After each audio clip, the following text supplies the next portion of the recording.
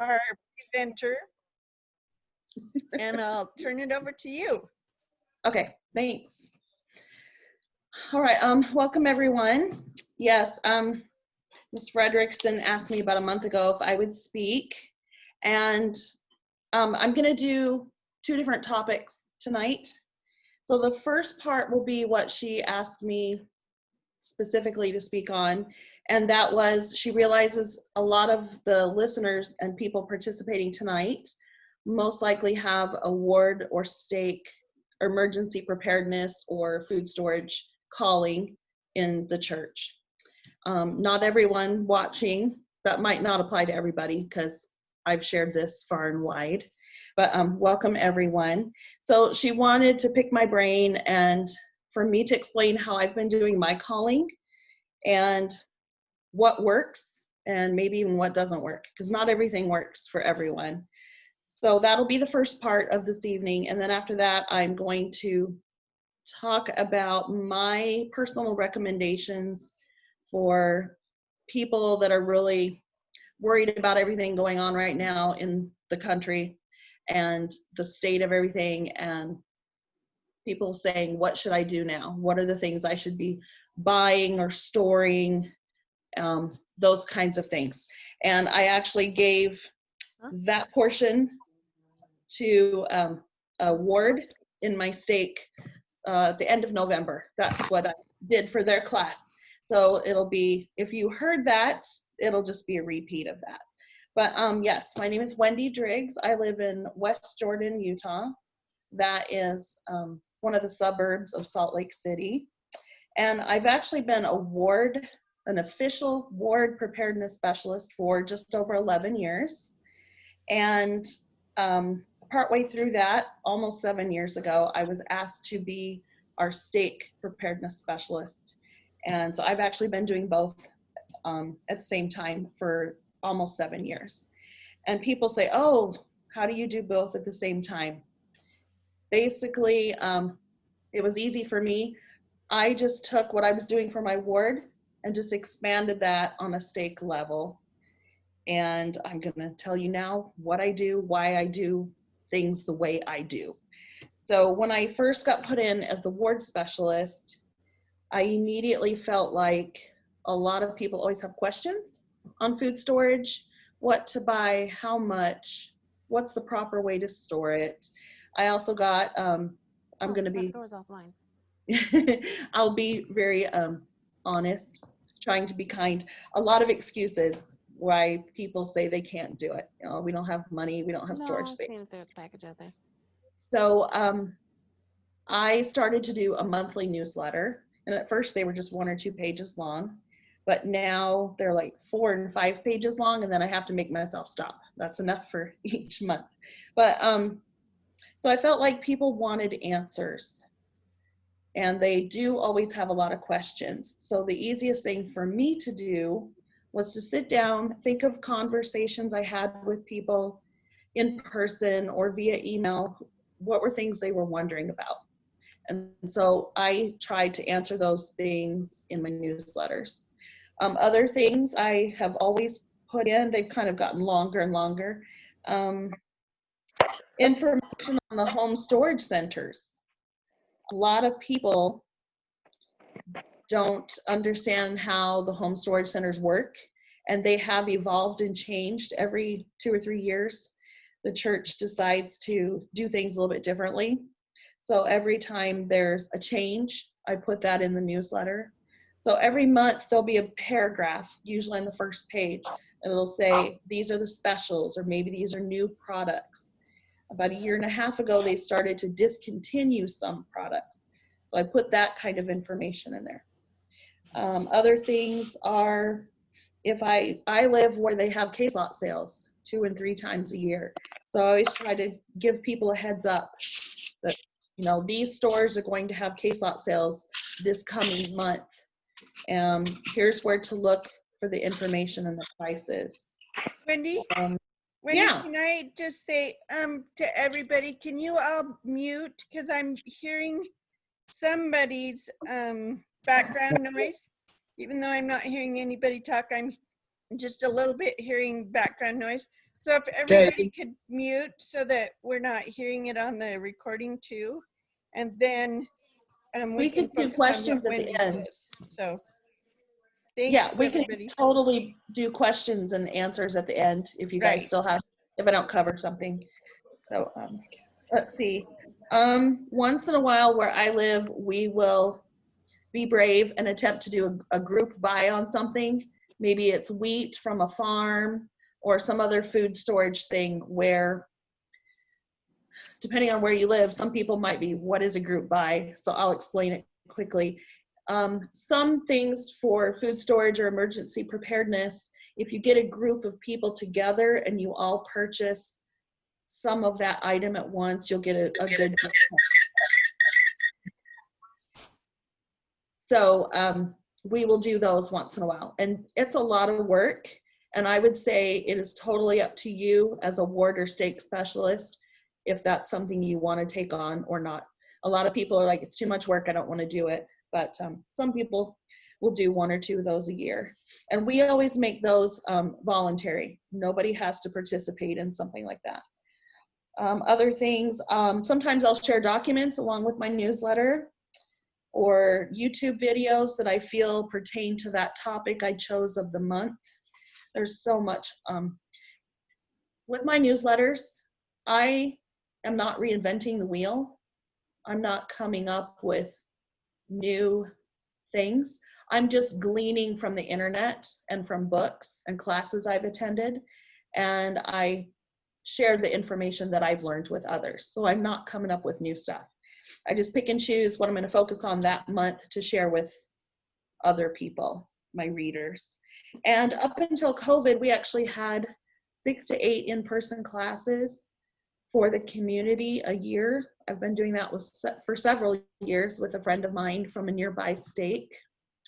And a lot of times my stake, it's been announced, but I don't have people from my stake attending. But we announce it actually to everybody that we can in the community so that we do have some people participating. So I recommend that if you can get the okay to do that, invite people in your community to come, because you never know who would be interested in having those things. And now this is kind of new for me, doing classes on Zoom. So I'm still trying to figure out Zoom and such. So those are the kinds of things I put in my newsletters. And I was doing that for my ward once a month. I work on it when I have time. And obviously I pray about it and I think about it all the time. You know, what are the things I should be talking about this next month and teaching people, and what should I share with them? And then sometimes I sit down and do the whole thing in one sitting, and sometimes it's just little bits here and there. And then I set my own schedule for when I like to send them out. And generally I try to send out, like the February one, I will send out at the end of January. So that way, if people don't look at it for a week or 2, hopefully they haven't missed the sale that might have occurred or the class that might have occurred early in the month. So, so that's what I've been doing for my ward for 11 years. And then when I was called to be the stake specialist, I just expanded that. And what I do is I email the people on my stake committee. So each ward ideally should have a preparedness specialist. Some wards, after all these years, still don't have one. So it's one of those hard callings where it's hard to always get leadership to call people. And it's kind of a struggle. So that's the ideal, but we're gonna work in the reality. So what I do is everybody on my stake committee who are on the committee with me, I send them the newsletter in an email. These are all go out in emails. And then as they're calling, I ask them to please create an email group or list that they keep of their ward members and neighbors who are interested in this information. And then when they get the newsletter from me, they are asked to please save it on their computer, to save the whole thing. And then they can send it out in an email as if they created it to those people on their email list. And they also, and you guys too, you have permission to send the whole thing just like it is, or you may decide you want to just copy and paste bits and pieces of it, because maybe some of it doesn't pertain to your ward. It won't work where you guys live. If your ward is everybody living in condos and apartments, you might not be interested in, you know, the gardening section or different things. You might say, you know, my ward needs more information on food storage for small spaces, or how I can grow things in pots on the I can't think what you call it, the little patio outside or something like that. So as you're set apart for your calling, you have the responsibility and the privilege of being able to pray about and figure out what they need, and take that inspiration to kind of, you know, each month think about what your ward needs and kind of go from there. So so that's what I do. And also those on my stake committee, I never have asked them to, I've never been one to say, you must come up with a preparedness class for your ward every month. I've never done that. A lot of people aren't comfortable with it. And some people that get the calling feel that they don't know enough to teach a class. So I always say use people that you know who would be comfortable teaching that, or maybe that's a talent of theirs. Definitely reach out and call other people to help you with that. As for my stake, my friend and I, for several years now, we've always just put the classes together. And if we don't teach the class, we invite a guest speaker to come in and teach that class. So we just say, hey, it's not just for our ward, or it's not just for our stake. Anybody can come to the class. And that's how, honestly, how we've had the most attendance, was opening that up to the community. So I've never made my fellow stake specialists teach classes. I've asked a couple of them to, maybe for a preparedness fair or something. And of course, if they ever came to me and say, hey, I would love to teach a class on this topic, I would definitely use them though. But for the most part, I just ask them to pass down the information that I've given to them. I think that helps families the most. Kind of like other church callings, you have people on the stake level, and then they give, they have meetings and trainings and stuff for people on the ward level. So that's how I've just followed for my calling, is I pass it down to the ward specialists, and then I ask them to please get the information out to their ward members. Let's see, something else. Okay, I'm trying to not lose my train of thought. That's why I made lots of notes. What was it? It'll probably come back to me in a minute. So I try to follow that church pattern. And oh, okay.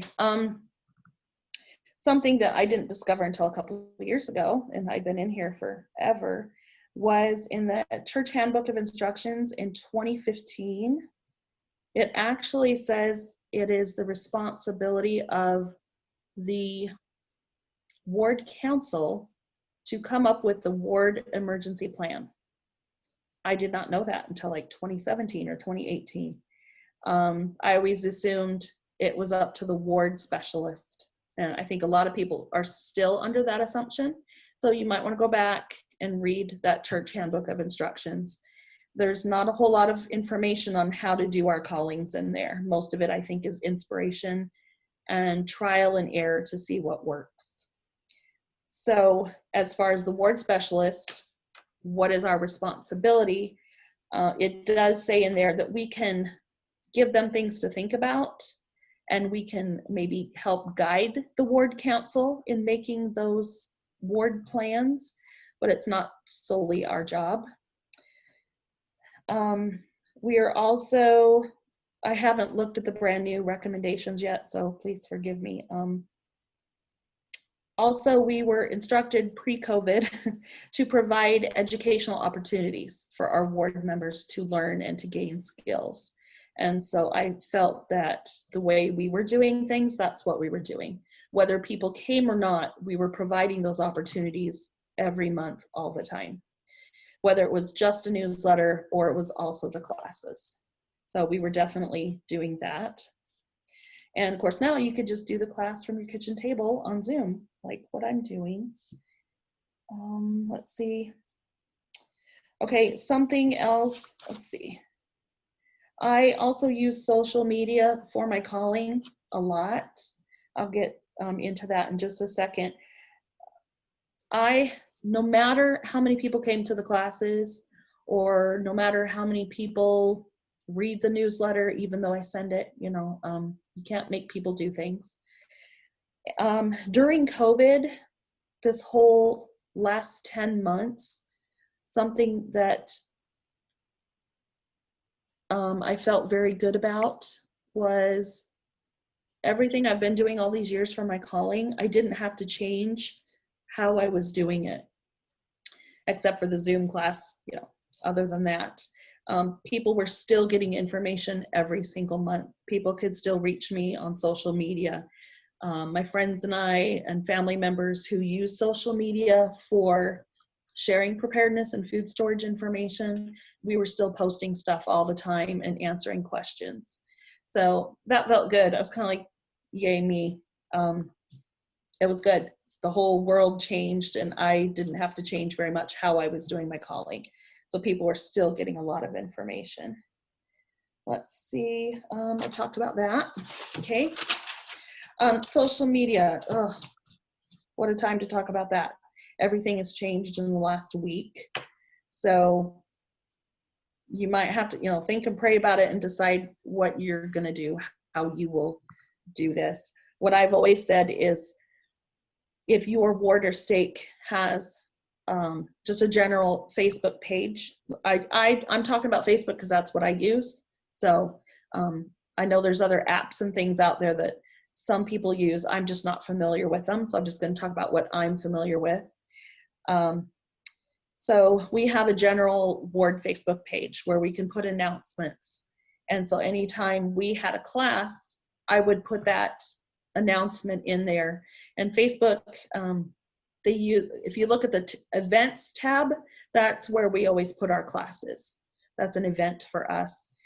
And we have a lot of people that move in and out every so often because we do have a lot of apartments now in our stake. So I would put information on there saying, hey, if you're new to the ward or the stake, and if you'd like this kind of information, here's how to get a hold of me and what I do. So we've always done that. We also have a general stake area-wide Facebook group that focuses on preparedness. And we always encourage people to post things on there that you think are relevant to the topic of the group and to ask questions. We'll put information on there on sales and such, because some people are comfortable with that, but they won't give you their email address. And some people are like, I'm never using social media, just give me the newsletter. So I do multiple things to reach the biggest number of people, if that makes sense. So what I would say is right now, if that's something you're still doing or you're thinking about getting started in your area, because I know we might have listeners from across the country tonight. If it is for your ward or stake, I know church rules, we kind of have to be careful what we name the group. So most of the time it can't be an official church group. So be kind of creative with the name. And a couple months ago, things were getting interesting on social media and what they were starting to censor, even though we stay away from controversial topics. We were getting nervous that maybe our groups, I'm actually in several different Facebook groups for this, we were nervous that maybe they'd start shutting things down. So we changed the name from such and such emergency preparedness group to such and such Provident Living group. And so far we've been okay. And we try to never post very personal information on those groups. And we announce our classes, we share documents, we share videos. So they have worked really, really well. If you decide you want to do that or continue it, you can set the rules. And so in our groups, I feel like most people have been very well behaved. We always check each person out before we let them in the group. It is a little bit time consuming, but we try to keep it a closed group, so not just anyone can join in. If you keep it closed, that means each person has to be approved, and we always check them out. And we set rules, no foul language, no, whatever you want to say, you can put those rules on there and make people stick to them. But so far, in the groups I'm in, they've been really good.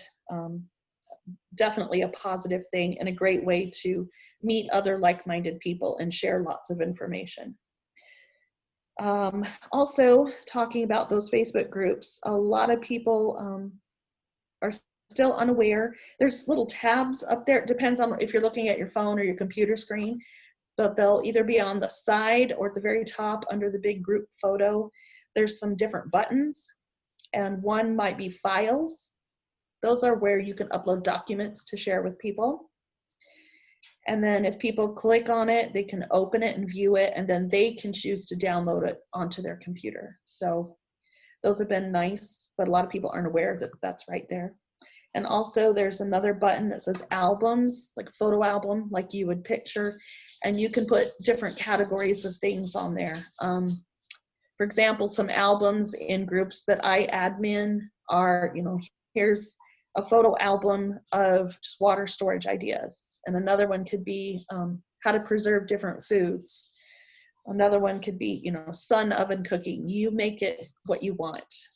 And then another tab I like is events. It's called events. And that's where I go in and post the classes, such as the one tonight. So let's see. I forget the exact name of this group. This is the LDS Emergency Preparedness Tooele County group, I believe. It's called the Community Collaboration Group. It's community collaboration for anybody. So it's okay, the whole community. Okay, I saw it in the Tooele County group, but yeah, there's all kinds. I admin several groups. One is in Southwest Missouri, and one is in Eastern Utah, and then one in Tooele County, and now 3 here in the Salt Lake Valley. So if you would like to join one of those groups and you haven't, you can reach out to me and find me on Facebook and say, hey, I'd like to join one of these groups. This is where I live, and then I'll try to find the group that's nearest to where you live that makes the most sense, and then you can join one of those. Let's see. Yeah, I'm on Facebook. I'm just Wendy Driggs. My picture looks just like me here, so I'm pretty easy to find. Let's see, I talked about okay. So yes, and if you have any questions, I might get to them. We'll do the questions at the end. So I might cover it here in just a second. Let's see. So the second part, so anyway, that's how I've done it. You have to find what works for your ward and stake, and it might be trial and error.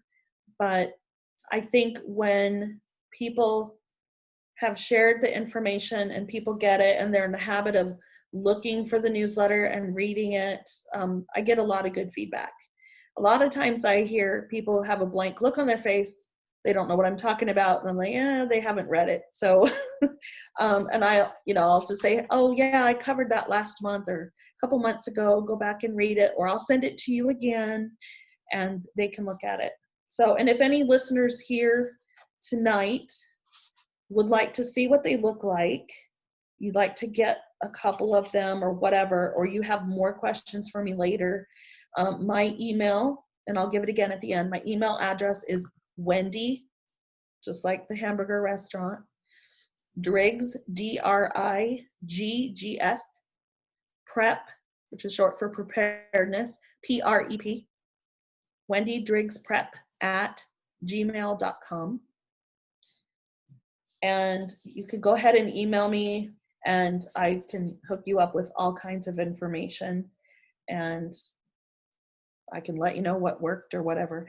Another thing is, when everybody who gets my newsletters, in most of the newsletters, so not every month, but most months, I will have a paragraph in there that talks about my Google Drive. And that's something I wasn't familiar with until about 4 or 5 years ago myself. But it's like an online file cabinet. I've been saving class handouts and food storage recipes and cool things I found on the internet. I have downloaded tons of things over the years and put them in my, sorry. And I put them in my Google Drive. And if you have the link to that, that's in my newsletter, you can go in there and check it out. You just double click on any of the little rectangles, and they're all labeled, and open it up and see all the documents I have. And anything in there that you like, you can share it with others, you can download it, you can print it out. It's all free stuff. Most of it I did not dream up myself. I just gleaned from the internet and saved it. So you will all have access to that as well. So as far as like, what can we do to prepare for the next few months? What can we do right now? I'm going to pull heavily from my October newsletter, and I'm just going to go in order. And keep in mind, what I did was my October newsletter said some people are just starting out. They're just now panicking and going, okay, we're going to get serious. We're going to finally start on some food storage. Where do I begin? What should I do first? This also works for those of us who've been doing this for a long time. And we're kind of thinking to ourselves, I think I'm good. I don't know. Am I good? Do we have some holes in our preparedness? What are some things we could work on? You always kind of question yourself, am I totally ready for whatever? So this was my advice at the time, and I think it would work for all of us. And feel free to just take a quick note, and I would be happy to email you the October newsletter. If you contact me and ask for it, I'll send it. So here's my first step, no matter where you are. So the first advice I give to everyone in general is, first, acquire a 3-month supply of everyday foods your family will eat. And this is the advice the church has been giving us for several years now. That's the first thing. 3-month supply of the everyday foods your family will eat. If you have small children and they live on peanut butter and jelly, get a lot of peanut butter and jelly. If they love macaroni and cheese, get a lot of that. If you have infants, make sure you have whatever your infant would need for the next several months. If you have special dietary needs, those are the things you need to buy, okay? This is for all ages and needs of your family members. And then some of us have lots of pets. And at the beginning of the shutdown, right before it started to happen, I felt we were really good on our food storage, normal stuff. And I was afraid the shutdown would be even worse than it was. So I concentrated that while everybody was out buying toilet paper, I was buying pet food and chicken food for our chickens and treats and things like that, and medications. Everybody was buying toilet paper and water. I was already buying other things. So I was ahead of the curve. So that's my first thing. And that's advice, no matter where we are, make sure we've done that first step. The second step, which we can work on at the same time, is to make sure we have a minimum of 2 weeks worth of water in our home or on our property stored. So that is, for people, a minimum of 2 gallons of water per day per person. So each person should have 14 gallons. 24, 28, something like that. So the more you can do, the better. I also recommend that when we're storing water, I love the big barrels. They're great for if you're stuck at home and there's something wrong with the water. You've got a lot of water stored in a little bit amount of space. And just make sure you have one of the siphon pumps so you can get the water out. We also have made sure that we store small containers of water, whether it's the store-bought bottled water that you can find most of the time for super cheap until there's an emergency. Other things you can do is reuse bottles that juice came in. I just take the label off, wash them really well, and fill with clean tap water and store them in a dark place, dark, cool place.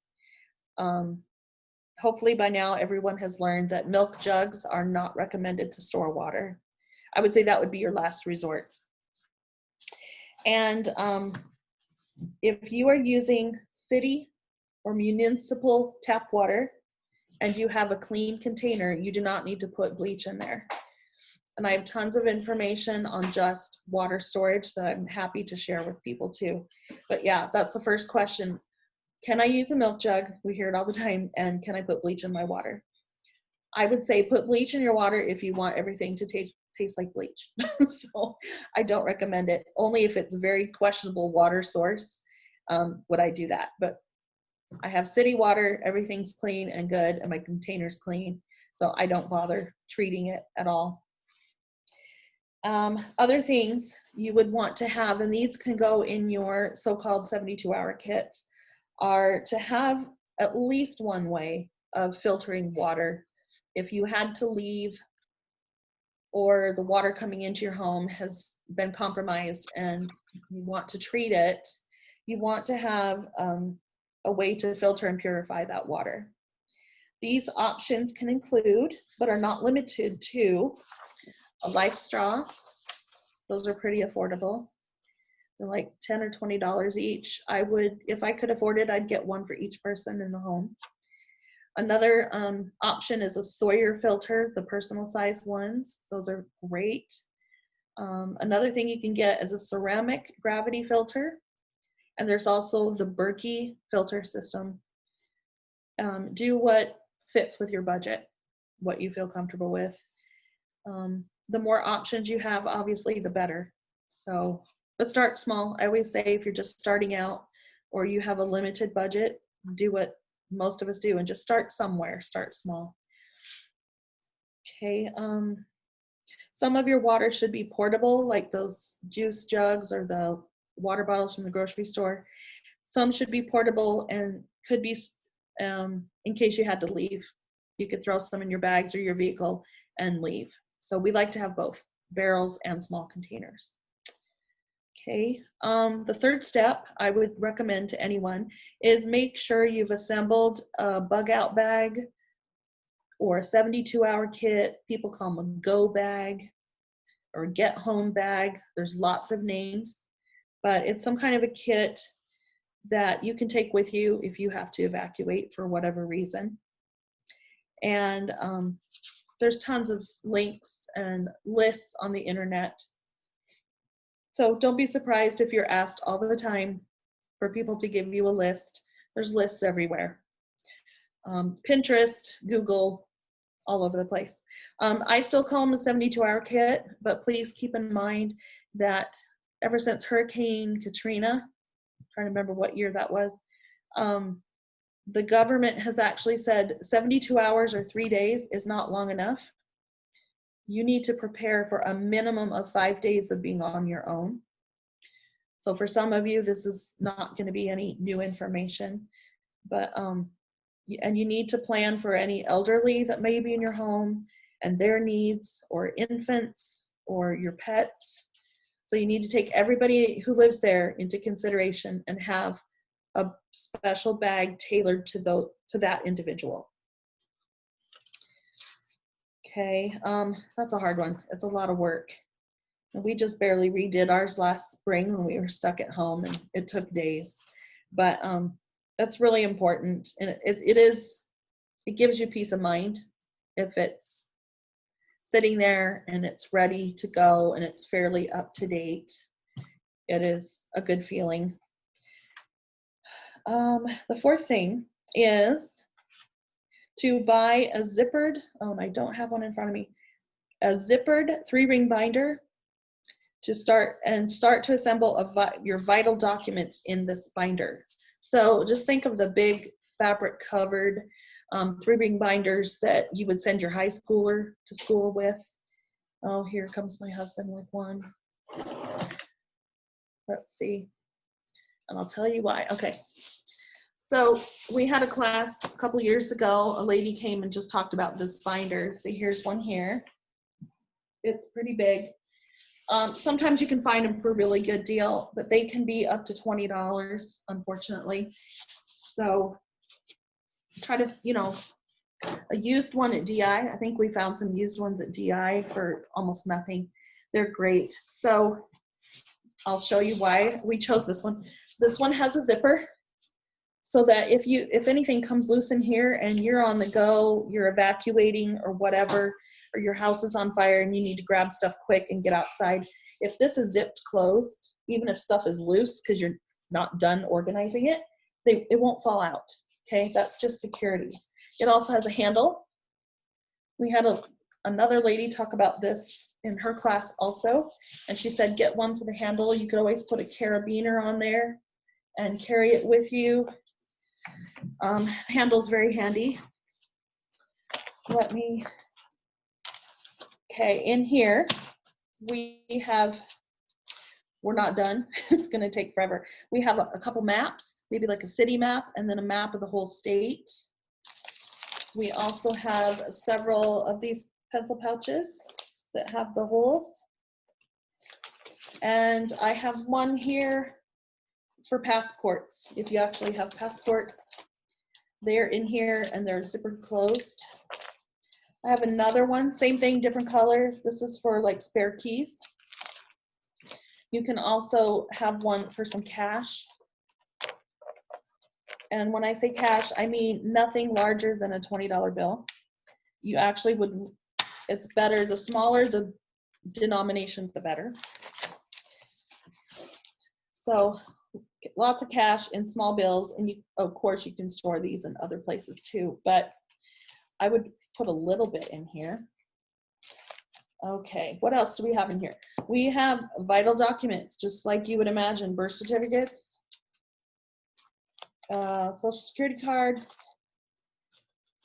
What else do we have? Oh, photos. Okay, just normal, whatever documents you don't want to lose for insurance purposes, for identification purposes.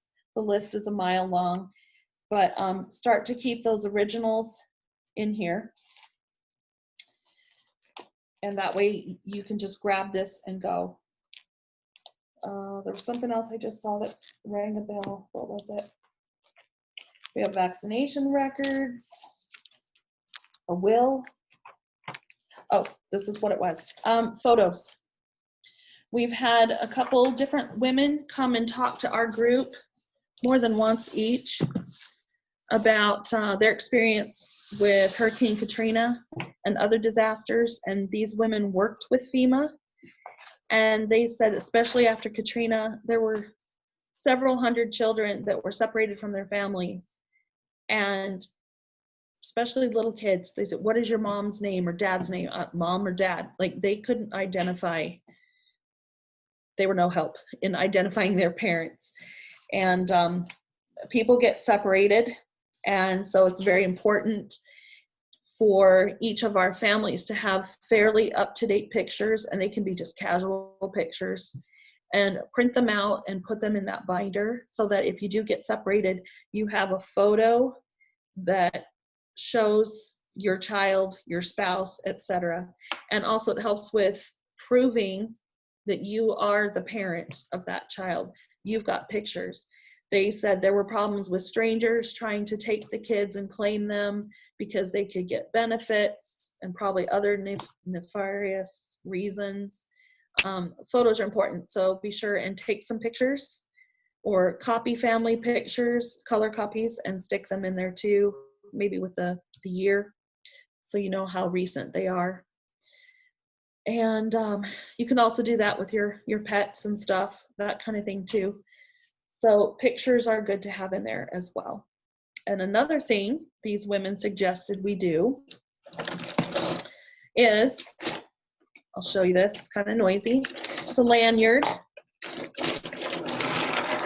It's kind of bulky, but on this lanyard, they showed us all these cool tools, I call them, that we can have.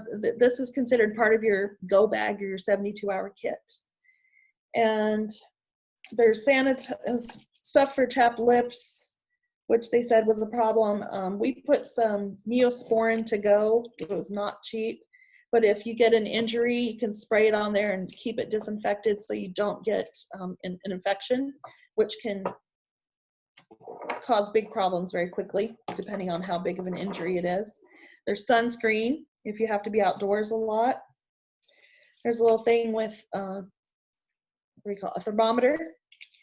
Flashlight, of course, that's important. But the most important thing on here, there's several things. And this is a document I can email you as well. There is a thumb drive. I bought very cheap thumb drives. We took some of our documents. We're not done, I will admit it.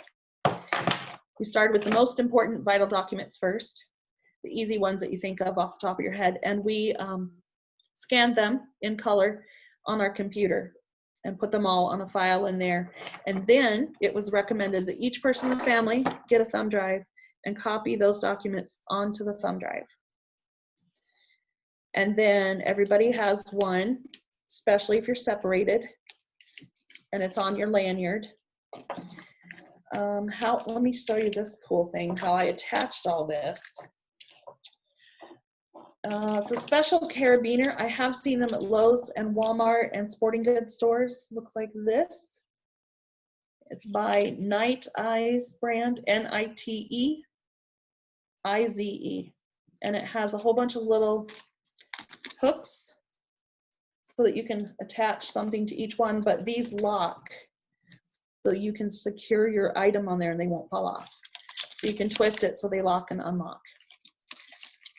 So obviously you wouldn't want strangers to know what's on that thumb drive, but if you were separated or your children were separated, somebody at FEMA or Red Cross or something could put this thumb drive into their computer and bring up your documents. And hopefully there's photos on here as well. So that, they said that was the best way to identify your children and prove that your children belong to you. It took many months for some of those kids to be reunited with their families because all the red tape, and it was so hard to prove who really belonged to who. Okay, so that is the 3-ring binder, and that's for the documents. The 5th step, you'll want, now you feel pretty good about this. I'd say now you've got a really good start. Now is where you would start to concentrate on maybe acquiring that 1 year supply. 1 year supply of food storage. This is your long-term stuff that's gonna be good in storage for several years. And actually a lot of these items, the very basic items, are very inexpensive to buy in bulk, but it's kind of the stuff that we think of, it's not so fun to eat, and we have to learn how to cook with it and use it. That's why the other stuff, if something happened next week and you couldn't get out for a month, but you've got 3 months worth of everyday stuff in your home, you're good. You don't have to leave. You don't have to learn a new cooking skill all of a sudden. You've got time because you're familiar with what you've stored. So I'd say after those things, then you can start on that long-term storage. And this is my recommendation. If money is really tight right now and you have no food storage at all, go back and do step 1, which is the short-term food storage. And how I've done that is I am a firm believer in shopping the sales. and using coupons on top of the sales. I check the ads most weeks. Sometimes I don't get around to it. But if I see something that we eat a lot of and it's on special at Smith's, and you can get a good deal if you buy 8 at a time. This is something Smith's does all the time. To get the deal, you have to buy 8. I buy the 8 of them because it's something we use all the time. And after a while, you will get to a point where you're never paying full price for those foods. So, and there are couponing groups online. So I would recommend looking into those and joining those. After this, let's say, you're like me, you've been doing this for 20 some odd years. You feel pretty good. You're like, okay, we've got a bunch of long-term stuff. We have tons of stuff. What should I do now? That's when I would say there's always things we can learn and practice. Think about, do you have some CERT training? Have you ever done that? That's community emergency response training. There's usually, depending on where you live, there could be a small fee to do that training, but it's really good. And they usually give you stuff you can take home too. Another thing would be first aid training, AED, or take a Stop the Bleed class.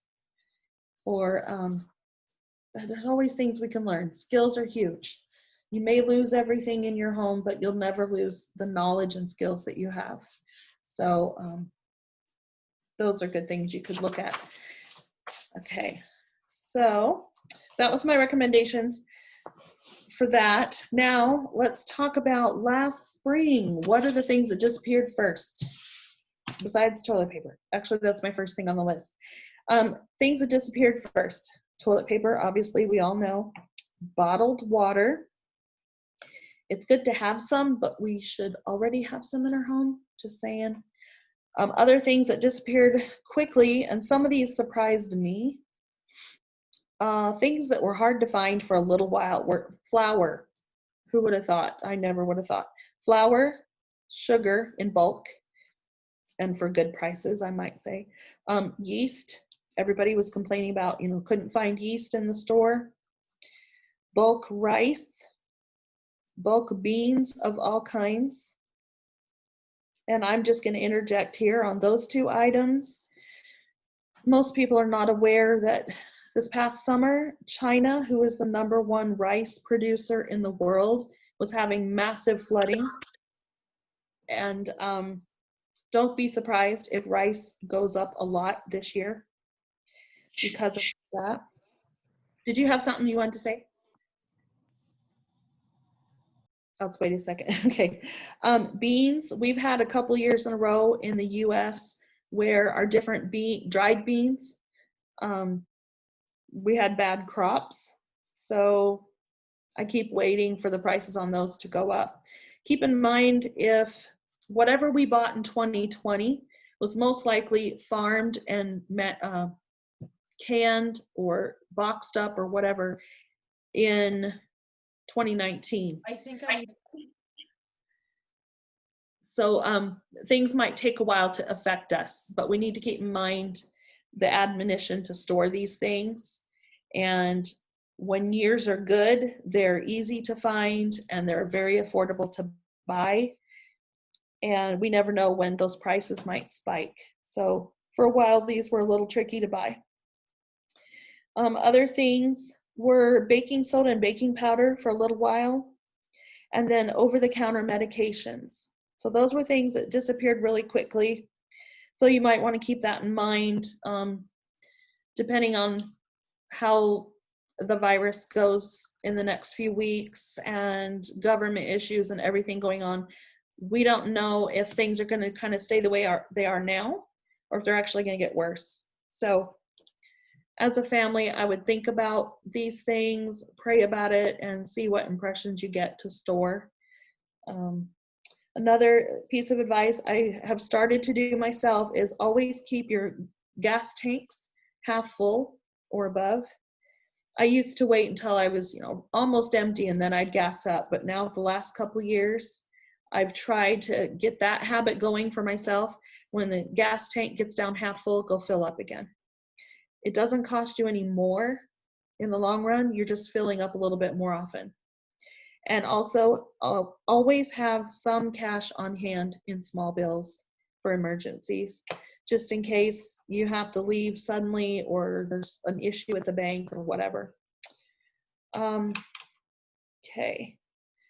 Then this is what I would buy now. This is advice I've been giving actually since last summer, anticipating that with the fall and winter, everybody gets sicker more often.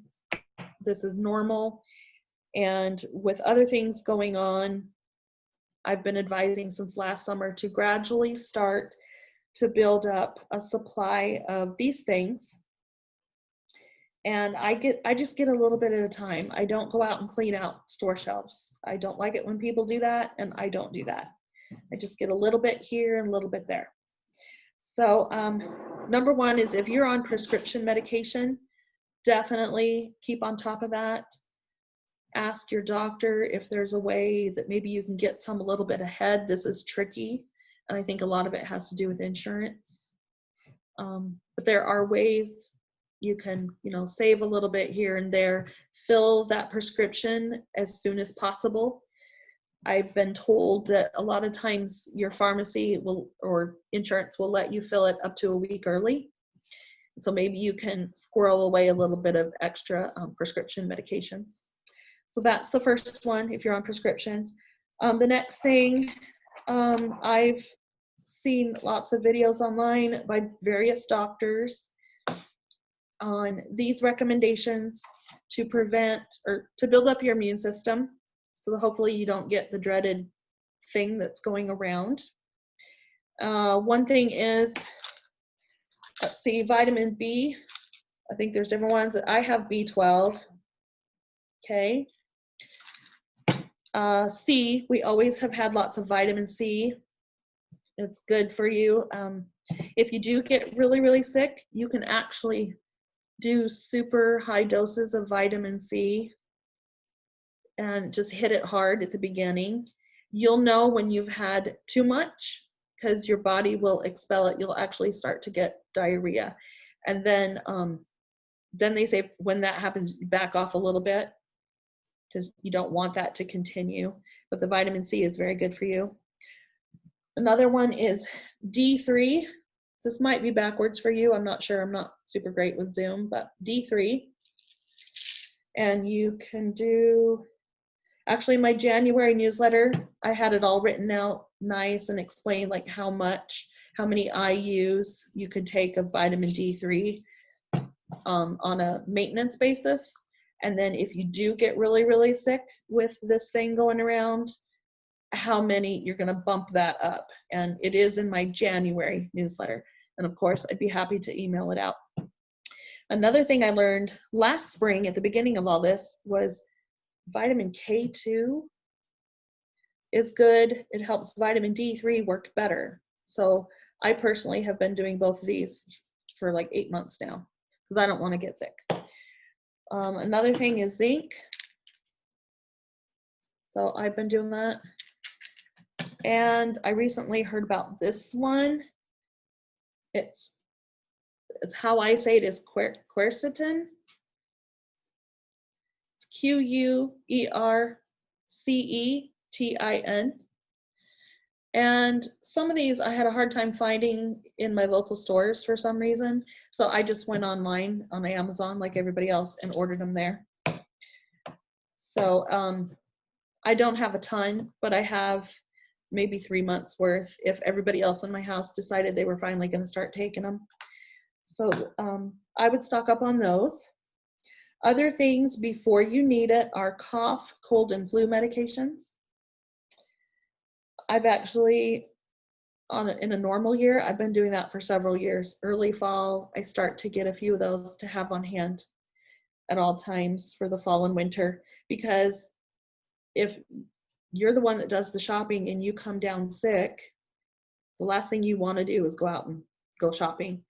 And especially now, depending, if you get COVID, you're not supposed to go out for at least 10 days. So you want to have things in your house on hand already.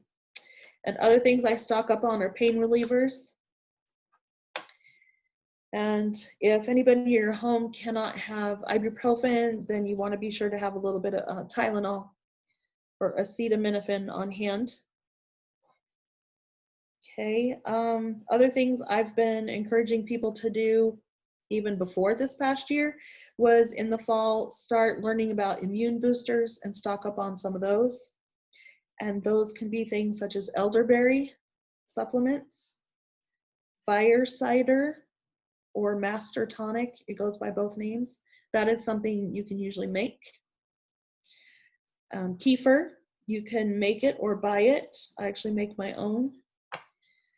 That's similar to yogurt, only it's thinner, and it's actually has more probiotics in it than yogurt. So you can make it for almost nothing yourself. Okay, so those are things I would have on hand, just as a general rule at this point.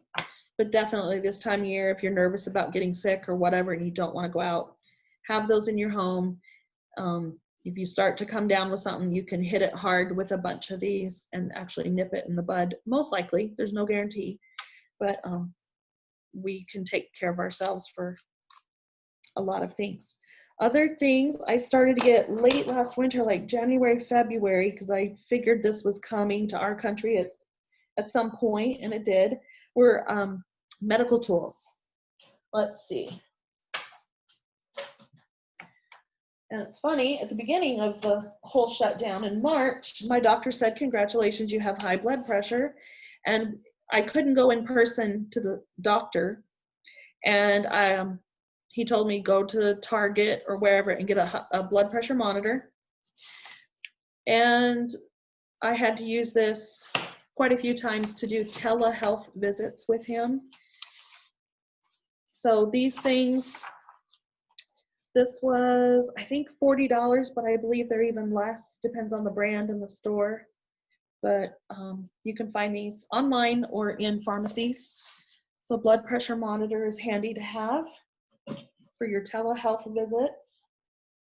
We've had ear otoscope ever since we've had small children. We still have it for ear infections and such. That has been invaluable over the years. Goes without saying, in your first aid kit, you should have thermometers. I actually have multiple. And you might want to see if you can stock up on a spare battery or two, just in case. And I found these all over the place.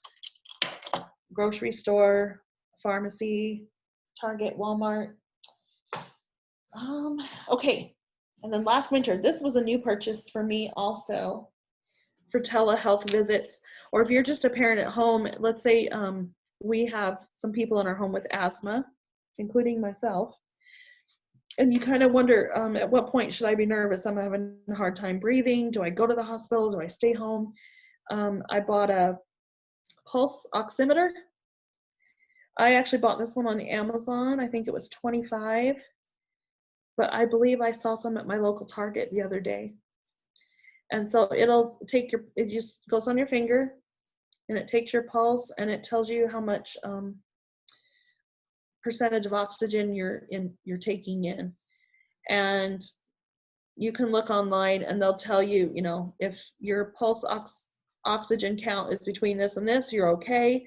If it drops below, I believe if it drops below 90%, you need to go to the doctor. You need to go somewhere. So this is handy. You can check yourself and it just takes seconds to use. It's nice and small. So we have one of those now. And of course we updated our, what do you call it? First aid kit. 2 years ago, I took a class on Stop the Bleeds and they gave me a tourniquet and then I bought a couple additional tourniquets. We always try to check the medicines in your closet, make sure they're not too expired. Get a good first aid book. This is just a tiny, cheap one.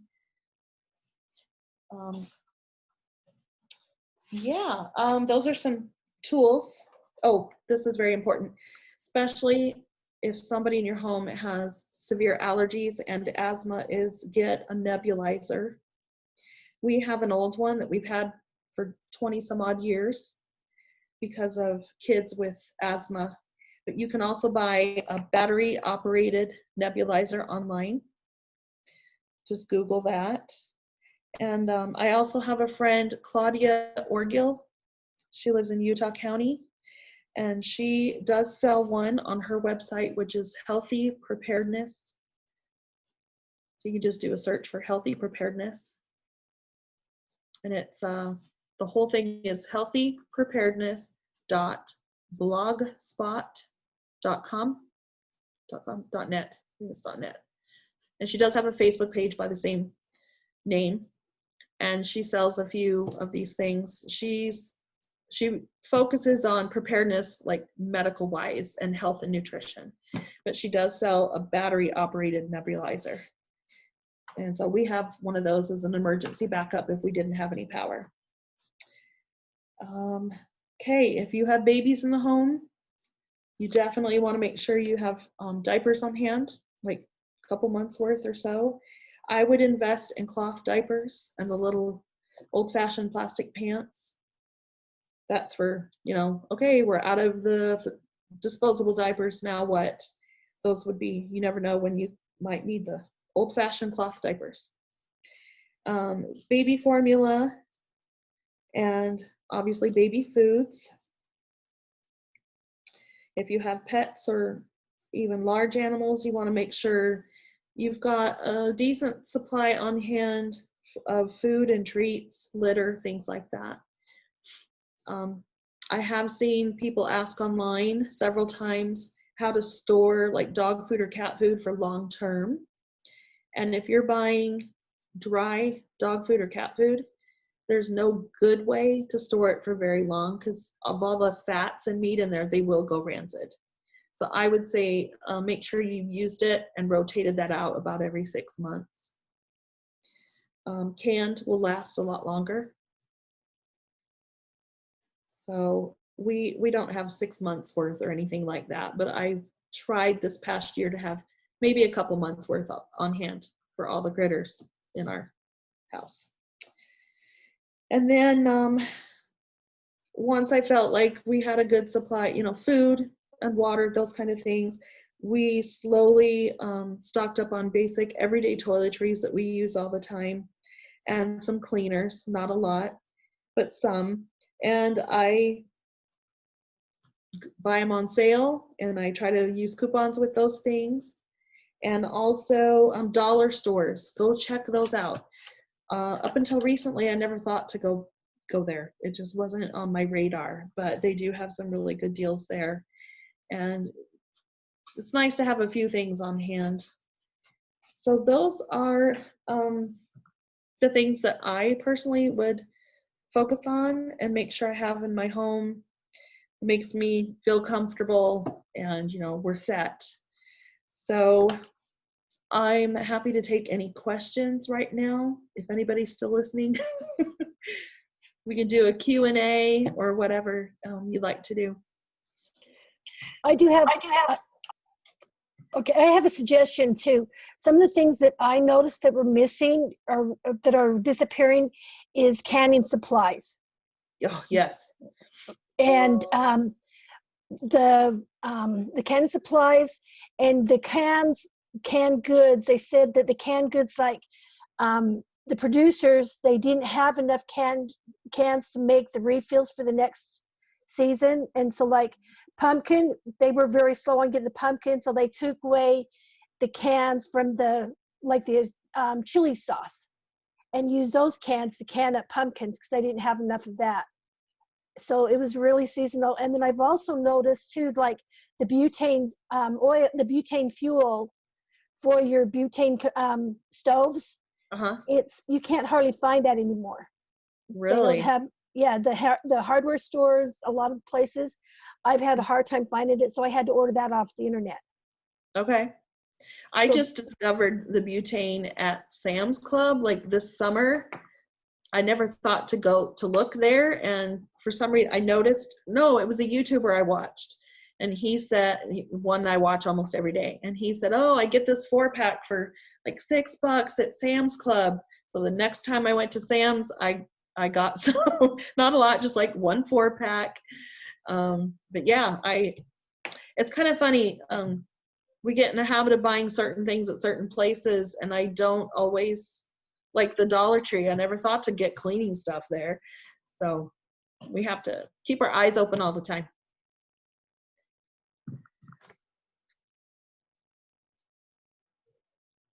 Was there anybody else? Claudia's website is healthypreparedness.blogspot.com.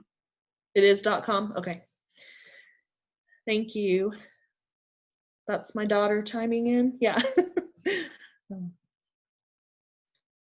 Yeah, Claudia used to do a lot of in-person classes. You can find some of her older videos on YouTube under Healthy Preparedness. But now she's putting new content on Patreon, which I have yet to join, but I need to do that. But yeah, she's tons of information. She's fabulous.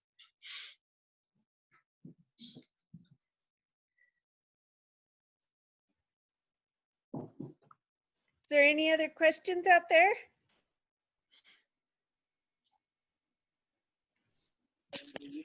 Just one thing, as far as your little devices there, you mentioned keeping spare batteries. You should look about getting large packs. I found that it's a whole lot cheaper buying big amounts than it is just buying 2 or 3. Yeah. I always worry though, if I have too many, will they all go bad before I use them? So I don't know. A lot of things come out now on solar. Oh yeah, solar is great. Yep.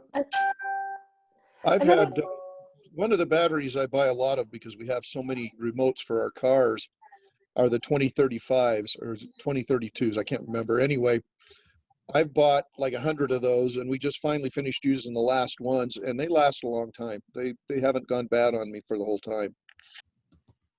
That's good. I think we have a bunch in our house, but yeah, solar is fabulous. It's a little pricey. I'd say, like everything, start small and do what you can afford. We don't want to all go crazy and go into massive debt. We've been counseled not to do that, but I do recommend it. We only have 2 of the, what do you call it, batteries, the solar batteries from Goal Zero. There's 2 of the smaller ones, but they've been really nice. We can charge phones and small, like a computer and things with those, so that's been good. Start small. Yeah. So. Wendy, a quick question. I really like the lanyard with the carabiner thing that you showed. And did you say that the items on that are either in a newsletter or on your Google Drive? I think I get both of those. Okay, they are on, it is in my Google Drive. Okay. I'm trying to remember which folder it would be in. I think I finally created a folder. It's called Urban Survival. Okay. It should be in there. And anybody, if you're like, I don't know what she was talking about, or I can't find it, feel free to email me. I check it several times a day, and I will send you whatever you want or answer questions the best I can. So once again, it's Wendy, W-E-N-D-Y, Driggs, D-R-I-G-G-S, prep, P-R-E-P, @gmail.com. So I put it in the chat. I put Awesome. the website, her email, and my email. So Okay. look in the chat, everybody. So Yeah. what to, I always tell people I don't know everything. I'm still learning stuff all the time. But the last 7 years, I have, through my calling, I've been able to meet other people in my stake. It's funny, I remember one gal in my stake I had not met personally until I was doing this for several months. And I think I went to her house to pick up something, a group buy. I went to her house to get something I bought through her. And she said, I know people. And I was like, okay, I'm just meeting you. I don't know what you mean by I know people. It was funny. She said, no, I know people who are willing to teach classes. And they've taught me the things that I know. And I've said, you know, people that teach classes. I was so excited because I didn't want to teach everything myself, and I felt like I don't know everything. And she said, no, I know people that teach all kinds of topics, and they're so excited to do it. And I said, give me names and phone numbers. And so that's kind of how it started. I get to know them. Some people have published books or have websites, and we've had them teach, come and teach for our stake. And a lot of people ask me, where did you learn this or that? I said, I had a class, I took notes. And so I feel like I've been blessed to get to meet so many cool people that have taught me a ton of things. And I'm a firm believer in networking and sharing for sure. So that's been great. Wendy, you probably knew this, but there are some updates to the handbook to the recent edition. There's a temporal preparedness website now that the church is updating all the time. So Okay. section 22 of the new handbook is where that's covered. I'll put the link to the temporal preparedness website in the chat too. Okay, that'd be good because I have not looked into that yet. Thanks, Ben. I miss you. Thanks, Robin. Miss you too. Hope Idaho's treating you well.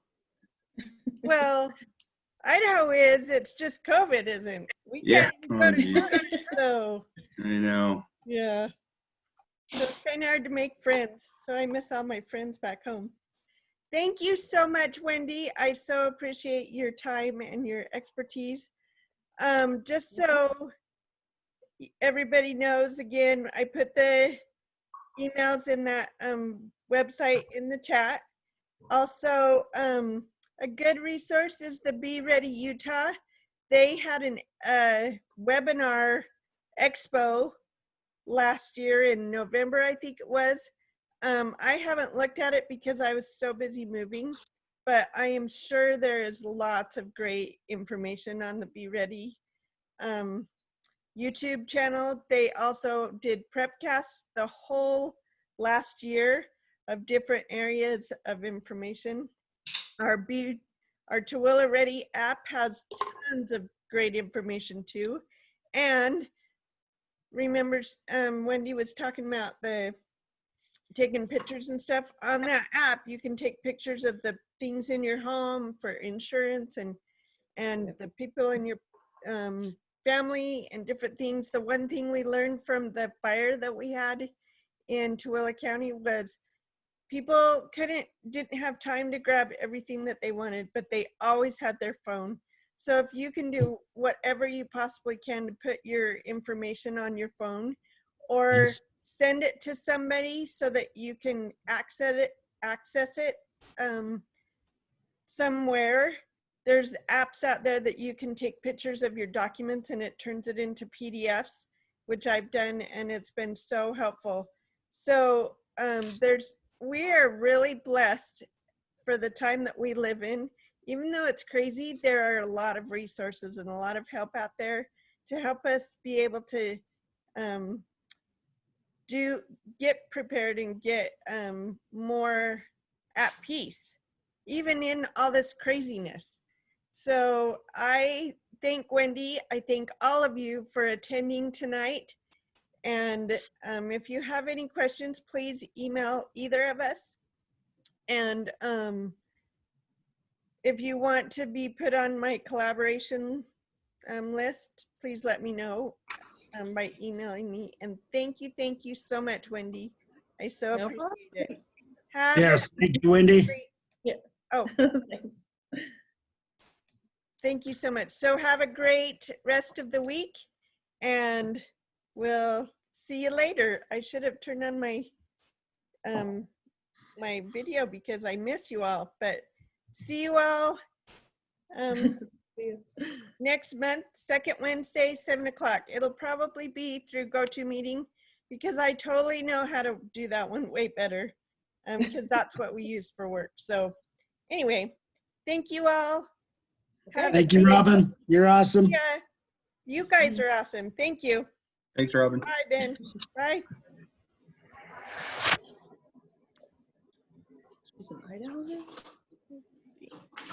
How do I get out of here? Connie McCourt and How do I stop recording? Wellington's on there. There we go.